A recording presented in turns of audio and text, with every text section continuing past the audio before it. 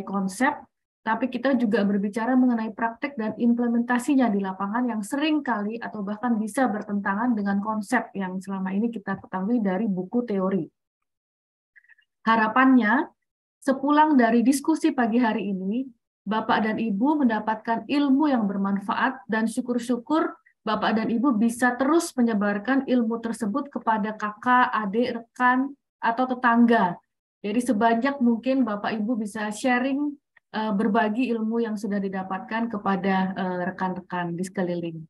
Dan kami mohon selama proses diskusi, para peserta untuk selalu mematikan mikrofon.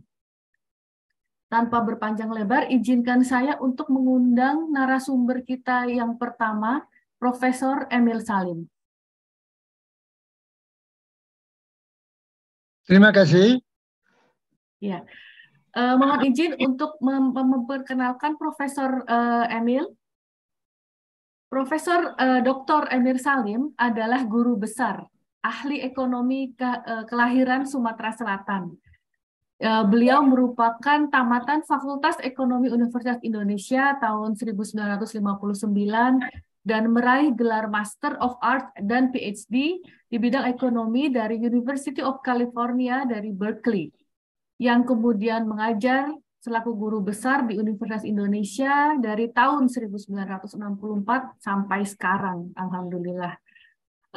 Beliau merupakan Wakil Ketua Bappenas periode 1969 sampai 72, Menteri Perhubungan tahun 73 sampai 78, Menteri Lingkungan Hidup tahun 78 sampai 93, dan juga Ketua Dewan Pertimbangan Presiden tahun 2009 hingga 2014. Dan juga tentunya beliau merupakan pendiri Foundation for Sustainable Development dan Yayasan Keanekaragaman Hayati atau Yayasan Kehati. Profesor Emil, kami persilahkan untuk memberikan pemaparan selama kurang lebih 20 menit. Kami persilahkan Prof. Emil. Terima kasih.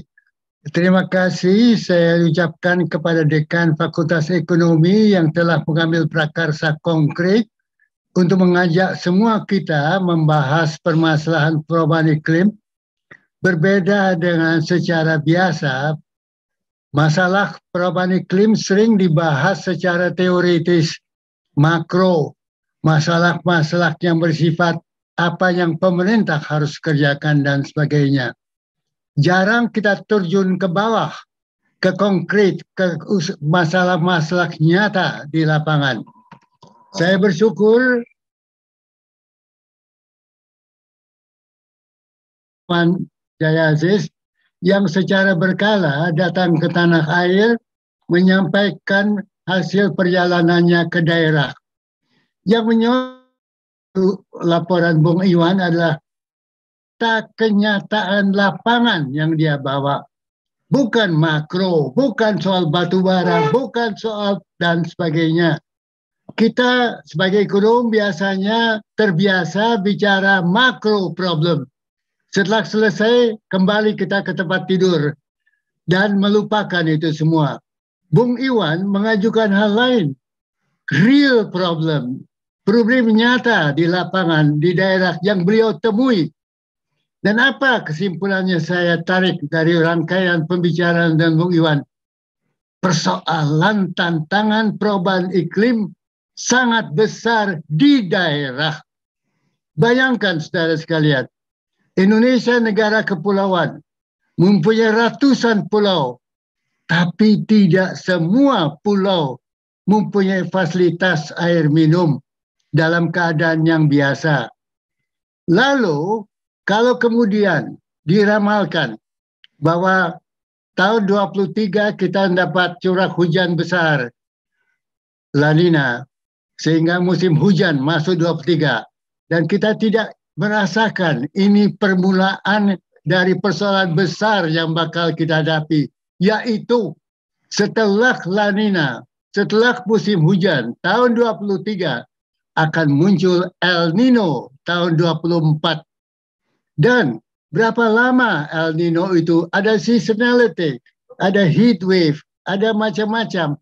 Tapi sekarang ada elemen baru, elemen adanya perubahan iklim, kegagalan dunia mencapai net zero sum CO2 emission. Sehingga ramalan tentang CO2 emission itu yang diusulkan di Paris meeting tidak tercapai di masa depan. Sehingga suhu akan menjadi semakin gawat bagi Indonesia yang tahun 2024 akan menderita El Nino, curah panas, heat wave, dan sebagainya. Dia mulai dari Indonesia bagian selatan, Sumbawa sebagai the center of the heat wave, kemudian ke Indonesia NTB dan sebagainya, melanjak ke utara. Indonesia akan mengalami hal-hal yang menyangkut perubahan iklim in concreto pada 24 ke atas. What do we do terhadap hal ini? Kita membahas perubahan iklim dunia, net zero sum zero emission. Itu yang kita bahas. Bagaimana CO2 dan segala macam. Tetapi lupa bahwa di depan pintu kita ada ancaman perubahan iklim yang dahsyat yang dibawa oleh El Nino tahun 2024 di depan hidung kita. What do we do? Dan tahu dah saudara, permasalahan yang paling menonjol adalah air minum. Dewasa ini, berbagai pulau di tanah air tidak memiliki air minum sendiri dan harus membawa air minum dari pulau-pulau sekitar. Itu masih mungkin kalau musim hujan dan sebagainya normal. Tetapi kalau El Nino meledak, yang kemudian melambat menjadi semakin panas, pulau-pulau tidak semua mempunyai air minum. Mana nasib rakyat yang hidup di pulau-pulau yang tidak ada air minum, baik dalam pulau dirinya maupun di sekitar dirinya? Berapa mil dia harus jalan untuk mencari air minum? Dan berapa mil itu berarti angkutan. Dari mana angkutan dia peroleh sumber energi untuk angkutan dan sebagainya? Apa yang saya mau kemukakan adalah realitas perubahan iklim di Indonesia sudah di depan pintu. Tahun 24, we are facing krisis air minum tidak nasional tentunya, tetapi pulau-pulau. Dan Indonesia terdiri dari pulau-pulau, ribuan pulau. Maka perlu ada seleksi mana pulau dengan penduduk yang tidak punya curah hujan lagi dan menderita kekeringan sehingga tidak punya air minum. Solusinya adalah desalinasi air laut, menjadikan air laut air tawar. Teknologinya ada, yaitu sea water osmosis itu. Ada Korea Selatan, dia jagonya di dalam sea water osmosis itu, menerjemahkan, membersihkan air laut, memisahkan molekul air laut, air garam dari air laut, dari air. Praktek ada sudah di Dubai, di Israel, dan jagonya dari Korea Selatan. Where is Indonesia di dalam pertarungan ini? Mana para ilmuwan Indonesia di dalam bidang ini? Di sini letak medan juang bahwa kenyataan kaki Indonesia, para ilmuwan Indonesia harus kakinya di lapangan. Indonesia negara kepulauan, bukan hanya Jawa, Sumatera, Kalimantan. Indonesia adalah negara ribuan kepulauan. Dan di sini letak tantangan. Di dalam ribuan kepulauan ada jutaan manusia yang menderita kekurangan air minum. Maka tantangan adalah desalinasi air laut. But how? How is the energy? What kind of energy? Energi apa? Kalau energi yang genset kita pakai, mahal sekali dibagi atas ribuan pulau. Maka ada solar energy. Tahukah kita menggunakan solar energi matahari itu? Apakah ada teknologinya menjadikan matahari itu sebagai pelengkap dari alat water osmosis itu? memisahkan molekul garam dengan air itu mendapatkan air tawar. Tidak ada kita ketahui dewasa di prakteknya di tanah air.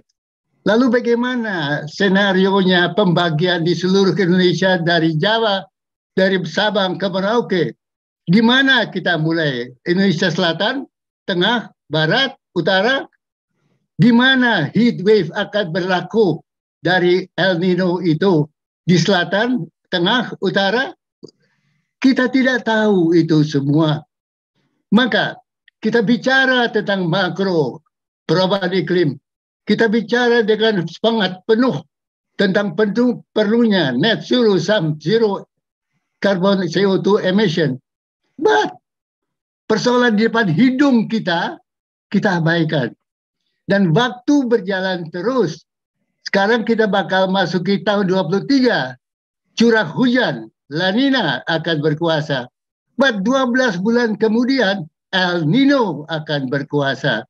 Kekeringan. Dalam hal ini, bagaimana daerah-daerah pulau-pulau yang tidak memiliki sumber air minum? Jadi, saudara sekalian, persoalan perubahan iklim bukan hanya teori.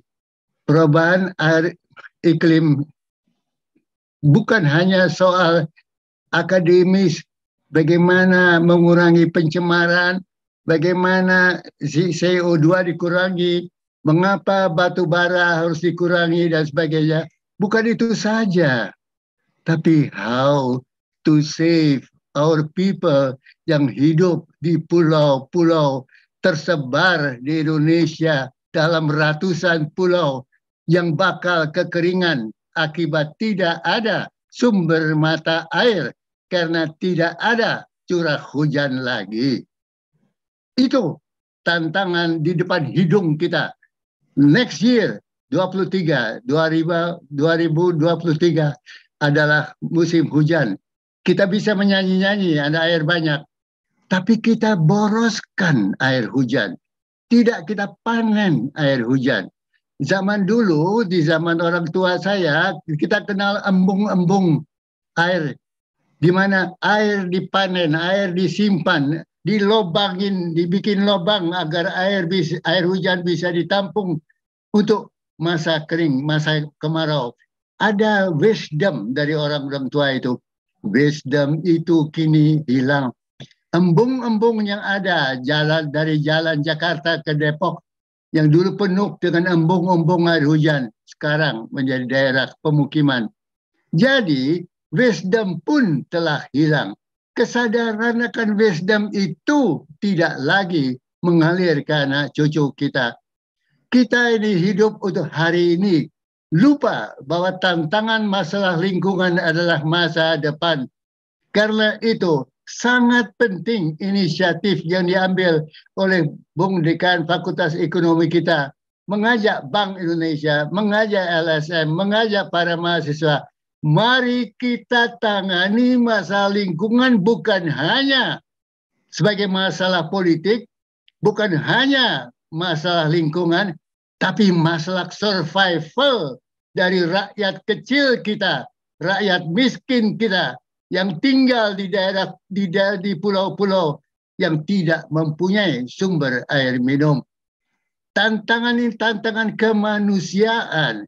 Maka usaha mengatasi perubahan iklim bukan soal akademis, bukan soal teoritis, bukan soal lingkungan saja, tapi persoalan kemanusiaan. Manusia yang hidup di pulau-pulau selama ini berhak akan kelanjutan hidupnya itu. Maka kita perlu mencari solusi bagaimana mencari sumber air atau mendapatkan satu sistem desalinasi air laut, memisahkan molekul garam dari air laut, dari air. Disinilah tantangan yang dihadapi oleh para ilmuwan-ilmuwan ini. Karena itu, maka yang diambil prakarsa ini sangat penting. Karena itu pertemuan ini sangat penting. Bung Iwan dengan perjalanannya ke daerah akan bisa memberi gambaran mengenai kondisi ekonomi tanah air kita di lapangan, bukan di buku-buku, bukan di peraturan-peraturan, tapi di lapangan. Bayangkan, ini masalah ekonomi, pembangunan, kemiskinan di lapangan. Bagaimana di kepulauan? Bagaimana di kepulauan yang tidak punya air minum? Maka kita sebagai ilmuwan merasa terpanggil mencari tantangan jawabannya. Jawaban adalah sea water osmosis, desalinasi osmosis itu memisahkan molekul air dari garam dengan teknologi yang sudah berkembang di Dubai, di Israel, dan sekarang di Korea Selatan. Jalan ada. Para ilmuwan ditantang untuk mengembangkan ini di tanah air. Agar dengan demikian, yes, kita menghadapi tantangan climate change. Tapi tidak lagi berdasarkan teori. Sekarang pada dataran praktek. Yes, tantangan climate change kita tanggapi. Tapi rakyat kita, yang manapun mereka ada, di kepulauan dan sebagainya, akan tetap bisa survive. Karena jasa para ilmuwan, para mereka yang punya akal pikiran untuk mengatasi tantangan nyata dari perubahan iklim di tanah air Indonesia tahun 24 akan datang. Terima kasih. Baik, terima kasih banyak Prof. Emil atas pemaparannya yang memang sangat straight to the point, sangat mengena tentang rasional dan penting dan seberapa urgennya kita berdiskusi dan mendalami dan memitigasi dan juga beradaptasi terhadap perubahan iklim yang memang sudah merupakan suatu keniscayaan. Jadi insya Allah pasti terjadi. Izinkan saya mengundang narasumber selanjutnya, Profesor Iwan Jaya Aziz. Assalamualaikum warahmatullahi wabarakatuh. Waalaikumsalam. Pertama tentu Prof. Iwan, mohon izin, yes, apakah saya bisa untuk memperkenalkan Prof. Iwan dulu kepada audiens? Mungkin nggak usah ya. Oh, nggak usah. Sayang waktunya ya. Oke, silakan. Lebih baik Prof. kita membicarakan isunya yang lebih penting. Oke, silakan Prof. Pertama tentu saya mengucapkan terima kasih kepada Dekan Fakultas Ekonomi FEB UI yang merealisasikan inisiatif ini, dan juga yang sangat penting bagi saya adalah ada dukungan dari berbagai pihak, termasuk dari Bank Dunia yang diwakili oleh Mari nanti, dan tidak kalah pentingnya adalah dukungan dari lembaga seperti Bank Indonesia dan Yayasan Kehati. Nanti saya ingin tekankan mengapa dukungan dari mereka itu sangat berarti. Kalau kita dengarkan apa yang tadi disampaikan oleh Pak Emil, hitam putih jelas sudah, jadi tidak perlu dielaborasi lagi. Yang menjadi persoalan tentunya mengapa hal ini terjadi 30 tahun yang lalu dan 30 tahun kemudian masih terjadi. Jadi dari sudut pandang keinginan tahu kita, tentu ada sesuatu yang mungkin agak berbeda dengan apa yang telah dilakukan di dalam 30 tahun terakhir. Dan karena ini adalah inisiatif yang dilakukan oleh Fakultas Ekonomi, mungkin pesan yang paling penting itu adalah untuk para akademisi, jadi para peneliti terutama ya.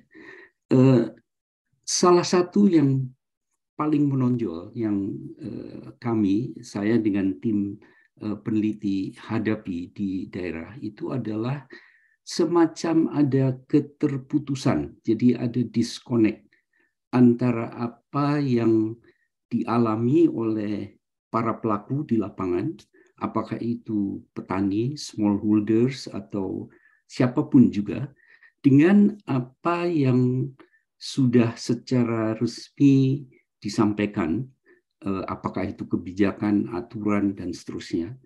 Bahkan juga kami temui ada beberapa hasil penelitian dari dunia akademi yang juga masih mengalami keterputusan. Jadi ada semacam disconnect dengan mereka.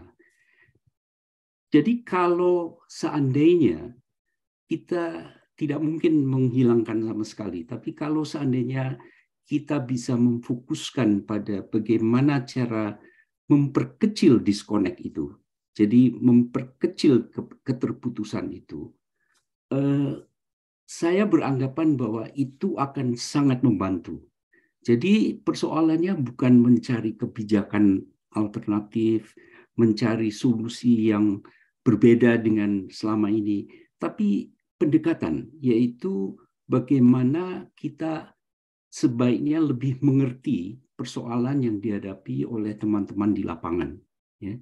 Dan ibaratnya itu seperti yang saya temui, kalau kita berbicara dengan para pelaku di lapangan, itu sinyal radio mereka berbeda sekali dengan sinyal radio yang saya duga dimiliki oleh teman-teman yang tidak di daerah, yang tidak berada di lapangan. Yang satu sinyalnya AM, yang satu sinyalnya FM. Jadi yang ingin saya sampaikan, sebetulnya solusi yang paling efektif itu adalah menyamakan dulu sinyalnya. Jadi bukan mencari kebijakan alternatif, karena sudah ratusan bahkan mungkin ribuan studi tentang bagaimana mengatasi persoalan yang tadi dielaborasi oleh Pak Emil Salim. Jadi lebih pada pendekatan. Oleh karena itu, saya sangat senang bahwa Teguh dengan teman-teman dan Yayasan Kehati didukung oleh Bank Indonesia menginisiasi program ini. Nah, tapi tentunya adalah kita harus berpikir bagaimana cara mengisi inisiatif ini. Ya. Forum sudah diadakan, sudah disiapkan, tapi bagaimana substansinya? Dan ini yang saya ingin kaitkan dengan pesan yang menurut saya implisit tapi jelas dari penyampaian Pak Emil Salim tadi, yaitu beliau mengatakan even wisdom sudah hilang. Karena banyak kita temui, tidak semua, tapi banyak yang kita temui di lapangan, solusi tentang persoalan yang mereka hadapi, apakah itu berkaitan dengan perubahan iklim atau masalah kesejahteraan mereka, banyak solusi yang mereka sendiri mempunyai dan mereka sendiri sudah temui. Yang menjadi masalah, mereka kesulitan melakukan solusi itu karena berbagai hal, termasuk masalah birokrasi, masalah aturan, dan seterusnya. Jadi kalau kita lihat ya, seandainya hambatan-hambatan yang mereka hadapi di lapangan itu diambil, aturan-aturan yang ada dikurangi, itu efektivitasnya naik, apa yang ingin mereka lakukan, dan dengan biaya yang rendah. Karena tidak perlu anggaran, karena merubah dan menghilangkan aturan, hambatan, dan seterusnya itu tidak memerlukan anggaran tambahan. Ya. Tapi akan efektif, karena banyak, tentu tidak semua, tapi banyak sekali persoalan yang dihadapi oleh teman-teman di daerah. Itu teman-teman daerah sebetulnya sudah tahu solusinya. Mereka mempunyai wisdom sendiri. Yang tadi Pak Emil mengatakan di beberapa tempat terlihat itu pun hilang, sudah berkurang. Jadi kalau seandainya kita hidupkan kembali wisdom-wisdom lokal, jadi nilai-nilai lokal di masing-masing daerah yang tentu berbeda. Jadi di Indonesia Timur dengan Indonesia Barat berbeda. Bahkan di Indonesia Timur sendiri berbeda. Antara Papua dengan Nusa Tenggara berbeda. Kalau kita bisa eksplorasi dan memungkinkan bahwa nilai-nilai mereka itu dihidupkan kembali, itu banyak sekali persoalan yang akan terselesaikan. Jadi saya ingin menekankan berbeda dengan pandangan pada umumnya. Kalau kita ingin mencari solusi, itu tidak otomatis kita harus mencari kebijakan apa yang harus dilakukan. Tapi memanfaatkan apa yang sebetulnya sudah ada, yaitu kearifan lokal dan nilai-nilai budaya mereka yang sebetulnya sangat positif. khususnya yang berkaitan dengan menjaga kelestarian lingkungan. Saya mengatakan ini dengan risiko tentu. Risikonya adalah karena banyak teman-teman yang saya ajak berdiskusi beranggapan bahwa ini adalah pemikiran yang agak romantis. Seakan-akan nilai-nilai yang tradisional itu mempunyai dampak positif.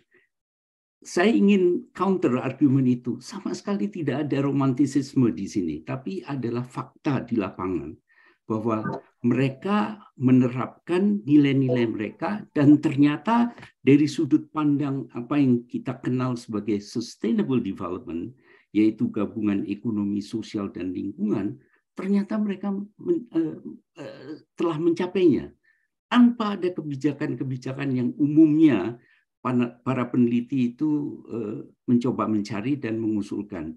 Kalau ada waktu nanti sebelum akhir penyampaian saya ingin beri satu contoh khususnya dari satu desa kecil di Nusa Tenggara Timur, yaitu di desa Boti, suku Boti. Tapi tergantung dari waktu yang ada. Nah, kembali kepada inisiatif yang sangat baik ini. Pertanyaannya itu adalah bagaimana kita mengisi inisiatif ini. Substansi yang bagaimana? Karena kalau apa yang tadi saya sampaikan itu implisit berarti pendekatannya harus berbeda, tentu cara pengajarannya yang tadi Teguh menyampaikan akan disampaikan dalam 10 sesi, seharusnya juga berbeda. Kita tidak bisa melakukan proses pengajaran 10 sesi seperti umumnya kita lakukan di dunia akademi, seperti di universitas misalnya. Karena kita harus balik logikanya. Umumnya di dalam dunia akademi, kita mulai dengan konsep, dengan teori, lalu kita menggunakan contoh-contoh lapangan. Kalau yang ingin kita capai itu adalah apa yang tadi saya sampaikan, kita harus balik itu. Kalau boleh saya share screen, Santi? Silakan, Pak.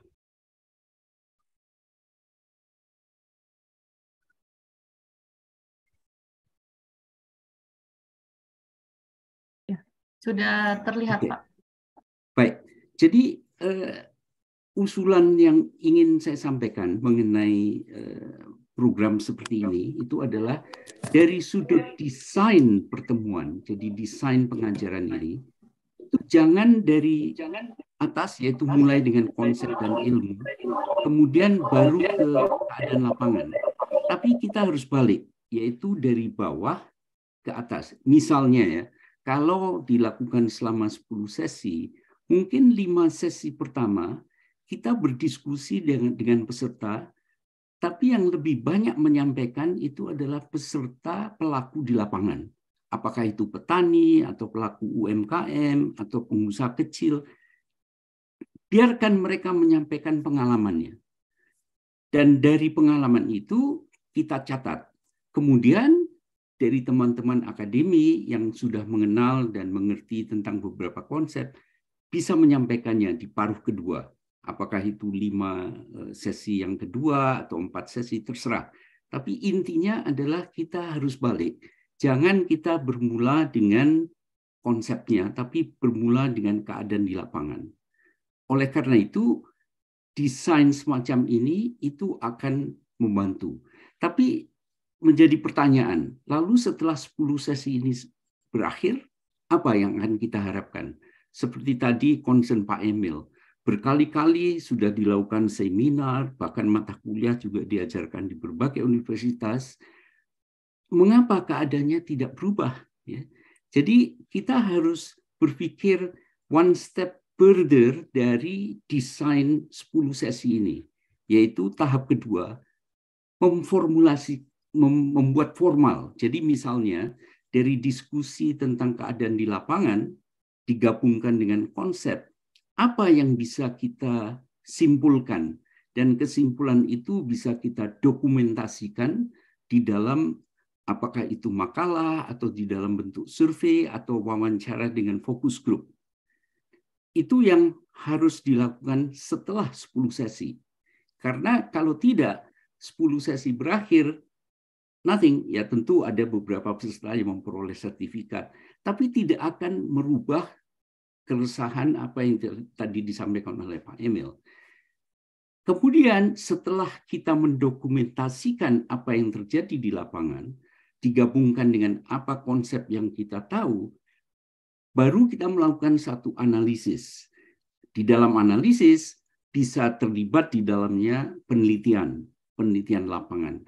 Tapi catatan paling penting, penelitian di lapangan tidak bisa penelitian sekedar memanfaatkan data sekunder, tapi harus memanfaatkan pendekatan etnografis, pendekatan antar budaya, karena kita tahu Indonesia sangat heterogen. Jadi penelitian yang disampaikan adalah penelitian yang bottom up, yang betul-betul berdasarkan apa yang terjadi di lapangan. Nah, setelah hal itu terjadi, tentu teman-teman dari dunia akademi bisa memikirkan kira-kira senario ke depan apa yang akan terjadi. Jadi pengembangan senario, hampir semua studi mengenai climate change di seluruh dunia itu berakhirnya itu dengan senario. Karena apa? Karena banyak sekali uncertainty, banyak sekali orang tidak tahu. Kita tidak tahu misalnya bagaimana emisi dari GHG, greenhouse gas, itu diterjemahkan di dalam persis di dalam angka temperatur misalnya. Itu adalah ilmu alam dan ilmu fisika yang kita tidak tahu persis. Jadi a lot of uncertainty di situ. Karena banyak uncertainty yang umumnya disampaikan, baik itu di dalam forum COP27 atau forum-forum masalah climate change yang lain, itu adalah senario. Apakah itu senario rendah, menengah tinggi, atau senario optimis, senario setengah optimis, senario pesimis, apapun yang ingin disampaikan. Tapi yang jelas adalah untuk mengatasi masalah ketidakpastian, itu kita mendevelop senario. Dan pada akhirnya di dalam analisis itu harus ditegaskan mengenai kelemahan dari penelitian yang dilakukan. Mengapa ini penting? Karena kita tahu climate change is multidimensional. Jadi tidak mungkin 1, 2, atau 3 ilmu bisa menyimpulkan dengan sempurna apa yang terjadi dan apa yang akan terjadi. Karena banyak sekali ilmu yang diperlukan, ilmu alam, ilmu fisika, ilmu bahkan ada climate science yang khusus mendalami masalah iklim. Jadi kesimpulan apapun yang ditarik itu harus diberi catatan mengenai kelemahannya apa. Nah, akhirnya yang paling penting, dan ini yang menjawab concern dari Pak Emil, dan juga observasi yang tadi saya sampaikan, 30 years ago, keadaannya kok tidak berbeda dengan sekarang. Yaitu untuk mengetes apakah inisiatif yang dilakukan sekarang ini itu efektif atau tidak. Pertama, kita harus melihat apakah ada perubahan dari perilaku. Apakah itu perilaku perorangan, misalnya perilaku dari peserta yang ikut dalam program ini, atau perilaku komunitas di lingkungan. Ya. Dan yang kedua, di samping perilaku, itu adalah tindakan konkret yang bersangkutan. Apa artinya kita mengikuti kuliah, memperoleh sertifikasi mengenai climate change course, tapi sehari-hari kita masih melakukan hal-hal yang menimbulkan emisi, yang masih merusak lingkungan. Jadi harus ada ukuran apakah program yang kita kembangkan ini berhasil atau tidak. Nah, salah satu ukuran adalah melihat behavior dan melihat tindakan konkret. Dan last but not least itu adalah kemampuan untuk mengkampanyekan apa yang mereka terima selama 10 sesi ini kepada masyarakat lain. Karena kita tidak ingin misalnya, saya tidak tahu berapa pesertanya, katakan 100 peserta. Kita tidak ingin hanya 100 peserta itu saja yang bisa menerapkan tindakan-tindakan yang menjaga lingkungan. Kita ingin lebih luas. Oleh karena itu, biasanya di dalam pendidikan yang berkaitan dengan masalah lingkungan, terutama banyak di Eropa, itu ada khusus sesi mengenai marketing, sesi khusus mengenai communication. Jadi sangat penting dan sayang sekali sering terabaikan ini. Kita pikir bahwa kalau konsepnya sudah jelas, sudah disampaikan, that's the end of the story. Tidak. Yang paling penting adalah bagaimana mengkomunikasikan, terutama mengkomunikasikan kepada masyarakat di daerah. Jadi masalah komunikasi sangat penting. Saya tahu waktu saya tinggal sedikit, kalau boleh saya ingin menggunakan satu saja contoh. Sebetulnya ada beberapa contoh kasus yang bisa saya sampaikan. Ini kasus nelayan di Sulawesi Utara, kemudian ada kasus di Nusa Tenggara Timur, tapi tadi saya katakan saya ingin menekankan satu kasus yang itu menyangkut konsep sustainable development. Kita tahu bahwa di dalam sustainable development itu umumnya orang sadar ada masalah sosial, masalah ekonomi, dan masalah lingkungan.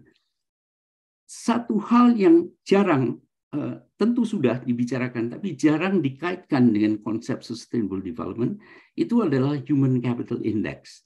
Pada akhirnya, apapun konsep yang diajukan, yang paling menentukan itu adalah manusia. Oleh karena itu, salah satu konsep yang berkaitan dengan kualitas dari manusia itu adalah human capital index. Ini adalah satu dokumentasi yang terakhir yang saya peroleh mengenai human capital index di beberapa negara di dunia. Dan yang saya lingkari merah itu adalah Indonesia. Di dalam perhitungan human capital index itu ada masalah kesehatan, masalah pendidikan, dan masalah survival. Yang paling menarik adalah di dalam masalah kesehatan, salah satu faktor yang paling di-highlight, yang paling ditonjolkan, itu adalah masalah stunting. Jadi di bagian akhir, paling bawah, Anda bisa lihat bagaimana rumusan masalah kesehatan.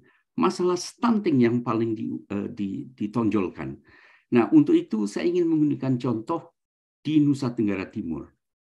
Kita tahu stunting di Indonesia relatif tinggi. Lebih tinggi daripada rata-rata di dunia. Kalau kita ingin tahu angkanya persis, ini angkanya. Jadi rata-rata di dunia, stunting rate itu sekitar 21%. Sudah di atas standar WHO, karena WHO menyatakan bahwa standar dari stunting adalah 20%.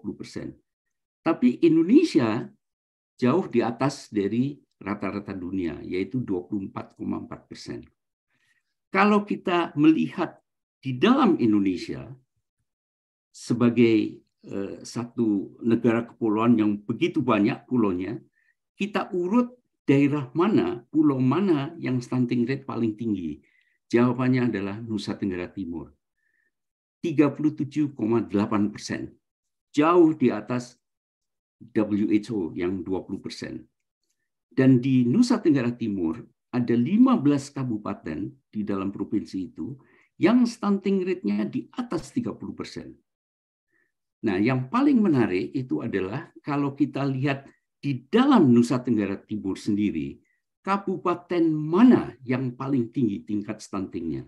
Jawabannya adalah Timur Tengah Selatan.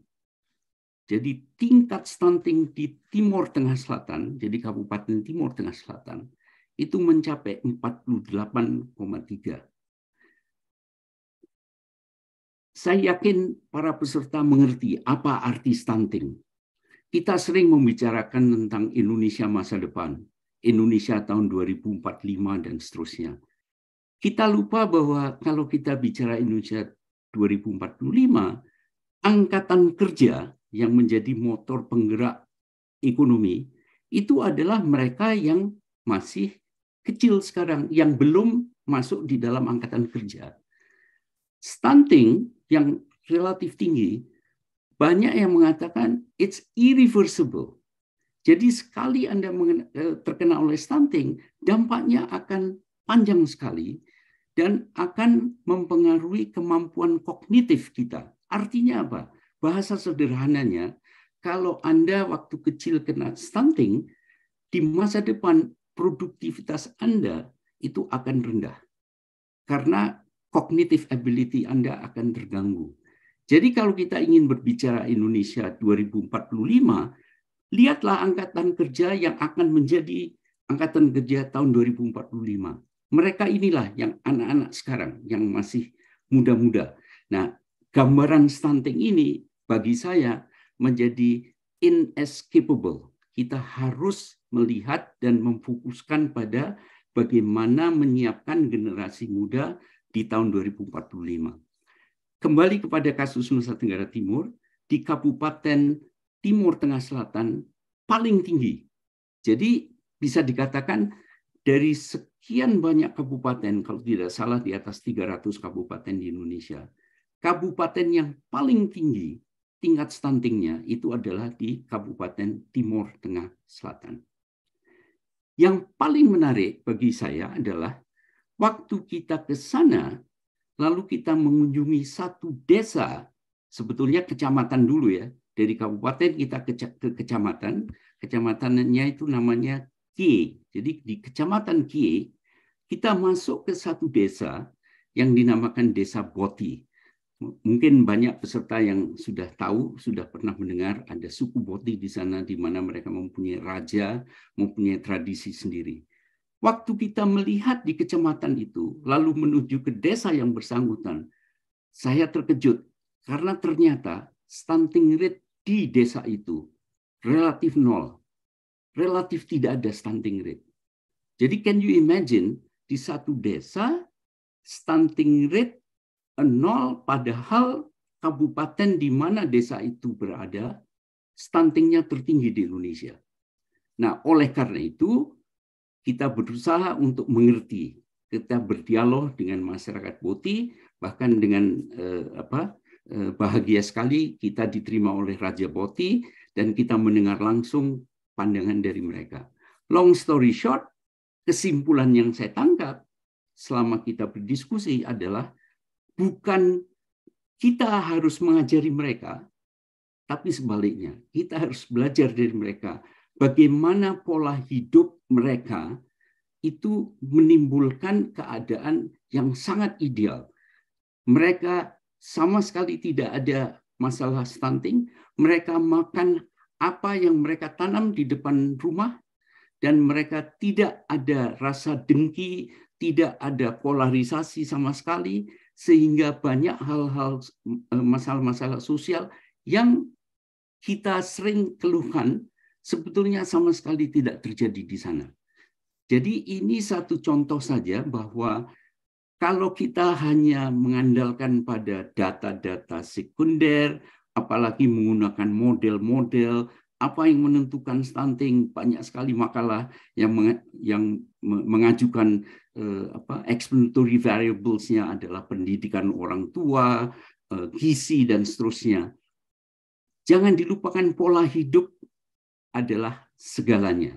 Jadi cara mereka hidup yang kalau menggunakan istilah Pak Emil tadi wisdom lokal mereka ada. Jadi jangan sampai hal itu hilang karena modernisasi, karena kebijakan-kebijakan yang lain dan seterusnya. Jadi poin saya kalau boleh saya tutup adalah mudah-mudahan inisiatif yang dilakukan kali ini berbeda dengan seri mata kuliah yang lain yang berkaitan dengan lingkungan. Salah satu perbedaannya adalah kita harus mulai dengan apa yang terjadi di lapangan, lalu kita mensinergikan dengan konsep-konsep yang ada. Dengan perkataan lain, sebetulnya ini jangan dilakukan seperti kuliah biasa, yaitu one way street, dosen mengajar kepada mahasiswa, tapi harus menjadi dialog. Karena mudah-mudahan pesertanya pun banyak yang sudah mengalami kegiatan-kegiatan yang terdampak oleh perubahan iklim. Saya tidak ada waktu, tapi banyak sekali contoh bagaimana misalnya petani garam di Madura. Mereka mengalami kesulitan karena tidak bisa panen garamnya. Mengapa? Karena musim kemarau yang biasanya 6 bulan, ternyata sekarang nomor 1, tidak bisa diprediksi. Nomor 2, tidak tahu berapa lama akan berlangsung, sehingga mengganggu sekali kehidupan mereka, dan itu membawa kepada kesejahteraan mereka yang menurun dan sebagainya. Poin yang terakhir adalah meskipun banyak masalah yang kita lihat di lapangan, Tapi tadi saya katakan ternyata banyak juga masalah lokal yang masyarakat lokal sendiri menemukan solusinya. Ambil contoh satu saja, itu yang tadi saya cerita mengenai petani garam di Madura. Mereka ternyata tahu kalau memang susah untuk memprediksi iklim, maka mereka menggunakan tambak yang umumnya untuk garam. Ternyata mereka menemukan selama musim hujan di tambak itu airnya menjadi air tawar. Sehingga mereka menggunakan tambak itu untuk mengembangkan ikan, bermacam-macam ikan. Jadi beberapa hal sebenarnya masyarakat lokal lebih tahu dibandingkan dengan kita. Nah, masalahnya itu adalah kadang-kadang mereka mempunyai inisiatif yang baik, mereka tahu solusinya, tapi mereka tidak bisa melakukan, apakah karena tidak ada cukup supporting facility yang mereka hadapi, misalnya mereka memerlukan benih ikan misalnya, atau ada beberapa aturan yang menghambat kegiatan mereka yang mereka tahu akan membantu kehidupan mereka. Mungkin untuk sementara itu saja, Santi. Assalamualaikum warahmatullahi wabarakatuh. Waalaikumsalam warahmatullahi wabarakatuh. Terima kasih banyak, Prof. Iwan. Jadi noted, Pak, bagaimana pentingnya bottom-up strategy dan juga kita harus melihat sesuai wisdom atau kearifan lokal. Dan juga di